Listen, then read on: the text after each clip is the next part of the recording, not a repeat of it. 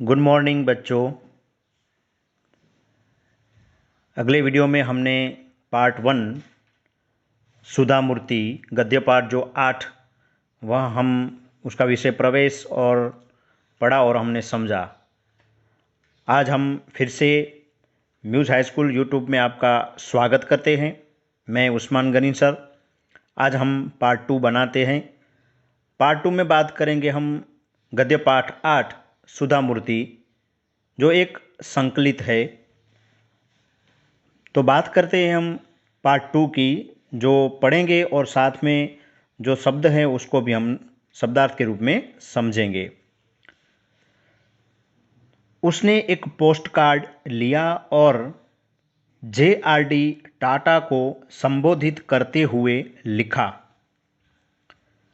आपने भारत में लोहा, इस्पात, रासायनिक पदार्थ, कपड़ा, मशीनों के बड़े बड़े उद्योग लगाए हुए हैं। भारतीय विज्ञान संस्थान की स्थापना में बढ़ चढ़कर अपना योगदान दिया है। सौभाग्य से मैं उसी संस्थान में पढ़ रही हूँ। मैं हैरान हूँ कि टेल्को जैसी कंपनी स्त्री पुरुष के बीच ऐसा भेदभाव कैसे कर सकती है। 10 ही दिन में कंपनी ने उसे तार भेजा। कंपनी के खर्चे पर पुणे शहर में साक्षात्कार के लिए उपस्थित हो। आवश्यक तैयारियों के साथ वहां लड़की पुणे पहुंची। साक्षात्कार आरंभ हुआ। काफ़ी तकनीकी प्रश्न पूछे गए जिनके वह सही उत्तर देती गई। तभी एक बुजुर्ग सज्जन ने स्नेहमयी वाणी में कहा, तुम जानती हो कि हमने महिला उम्मीदवार आवेदन न भेजे क्यों लिखा था?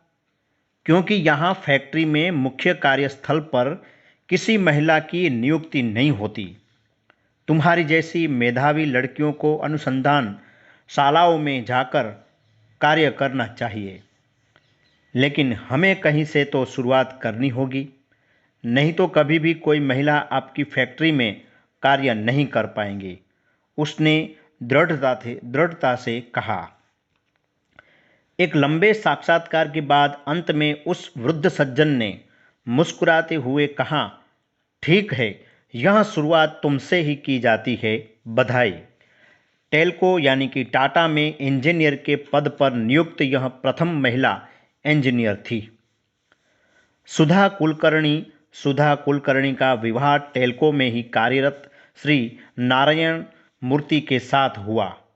8 वर्ष तक टेल्को को अपनी सेवाएं देने के बाद सन 1982 में उन्होंने अपने पद से त्यागपत्र दे दिया और बेंगलुरु में अपने पति श्री नारायण मूर्ति के साथ इन्फोसिस कंपनी खोली। दोनों की मेहनत और लगन से इन्फोसिस के दिन दुनी रात चुगनी उन्नति की। सुधा मूर्ति 1996 में इन्फोसिस फाउंडेशन की चेयरपर्सन बनी। इस फाउंडेशन के माध्यम से वे सामाजिक विकास के उनके कार्य कर रही है। उन्होंने कर्नाटक राज्य के सभी सरकारी स्कूलों में एक एक कंप्यूटर और लाइब्रेरी की योजना बनाई और उसे कार्य रूप दिया। सुधा मूर्ति ने स्वयं को अब पूर्ण रूप में समाज सुधार के लिए समर्पित कर दिया। बेल्लारी, बीजापुर, हुबली आदि के अस्पतालों को उच्च तकनीकी चिकित्सा उपकरण उपलब्ध करवाए। कांची में कैंसर अस्पताल, औरंगाबाद, बेल्लारी, गुलबर्ग, पट्टुमंडाई, बेलगुरु आदि में चिकित्सा सहायता तथा उस्मानाबाद जिला, उड़ीसा के कालाहांडी और आंध्र प्रदेश से सूखा पीड़ित क्षेत्र में राहत का कार्य करवाएं।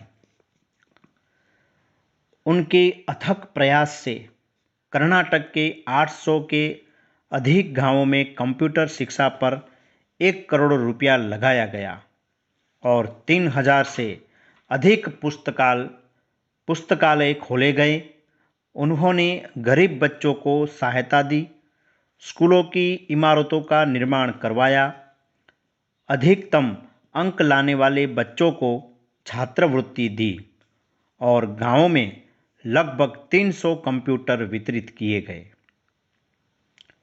13 पुस्तकों की लेखिका सुधा मूर्ति को उनके कार्यों के लिए उनके पुरस्कार दिए गए, जिनमें से वह प्रमुख है कर्नाटक राज्योत्सव पुरस्कार, ओजस्विनी पुरस्कार, मिलेनियम महिला शिरोमणि पुरस्कार, women of the year 2002 FM radio द्वारा राजलक्ष्मी पुरस्कार आदि, वह सभी इनको पुरस्कार दिए गए। सुधा मूर्ति ने अपनी उपलब्धियों से महिलाओं का मार्ग प्रशस्त किया। आज इंजीनियरिंग महिलाओं में पढ़ने वाले छात्रों में 50% संख्या लड़कियों की है। उनके उद्योगों में मशीनों के बीच लड़कियां कुशलता से कार्य कर रही है। जिस मार्ग पर चलकर सुधा मूर्ति ने अपनी प्रतिभा, लगन और परिश्रम से सफलता की ऊंचाइयों को छुआ, उस मार्ग पर नई पीढ़ी को आगे बढ़ाता देखकर वे खुशी से फूली नहीं समाती। महिलाओं की सफलता उन पर वह कहती है कि हमारा मार्ग कठिन अवश्य है, किंतु चलना जरूरी है। तो विद्यार्थी मित्रों, यहाँ पर आज हमने गद्य पाठ 8 सुधा मूर्ति जो एक संकलित लेख है वह हमने आज समझा है, उनको पढ़ा भी है। आज के ज़माने में महिलाओं के लिए कोई भी कार्य कठिन नहीं रह गया है और स्त्रियों और पुरुषों के बराबर की शिक्षा एवं विकास के अवसर उपलब्ध हैं। आज वे प्रत्येक क्षेत्र में काम कर रही है और कुशलता भी प्राप्त कर रही है। इसलिए लिंग और जाति भेद महिलाओं के विकास में आड़े नहीं आना चाहिए। तो प्रस्तुत इस पाठ में यह वर्णित सुधा मूर्ति ने विभिन्न कार्यों में यह बात हमें बताई है। तो यहाँ पर यह पाठ हम पूर्ण करते हैं। उनके कुछ शब्दार्थ हैं, उन शब्दार्थ को हम एक बार फिर से समझ लेते हैं, पढ़ लेते हैं, ताकि जब पाठ हम पढ़ते हैं तब उनमें से जो शब्दार्थ होते हैं उसका हमें समझ में आ सके और उसको हम समझ सके। तो पहला शब्द है परिसर, यानी कि आसपास की भूमि और आंगन। विज्ञापन यानी कि इश्तहार। आवेदन यानी कि अर्जी निवेदन। स्नातकोत्तर यानी कि स्नातक होने के बाद की पढ़ाई। छात्रवृत्ति तो वजीफा।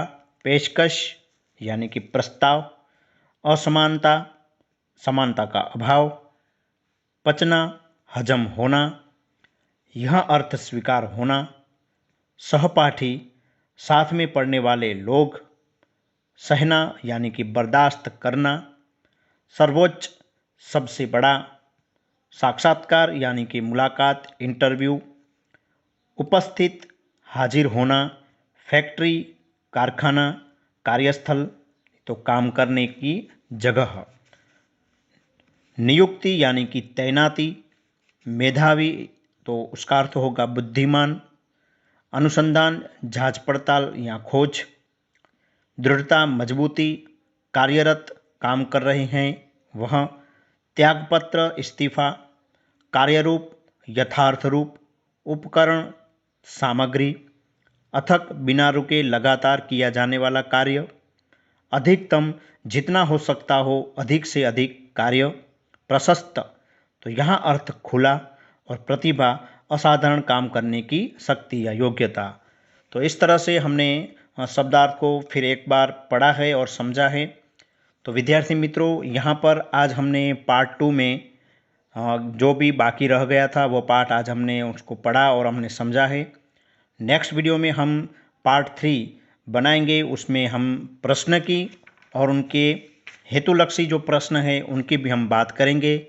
तो यहाँ पर आज का टॉपिक, आज का वीडियो यहाँ पर हम समाप्त करते हैं। पार्ट 3 में हम फिर से मिलेंगे। तब तक के लिए मैं आपसे इजाज़त लेता हूँ। नमस्कार।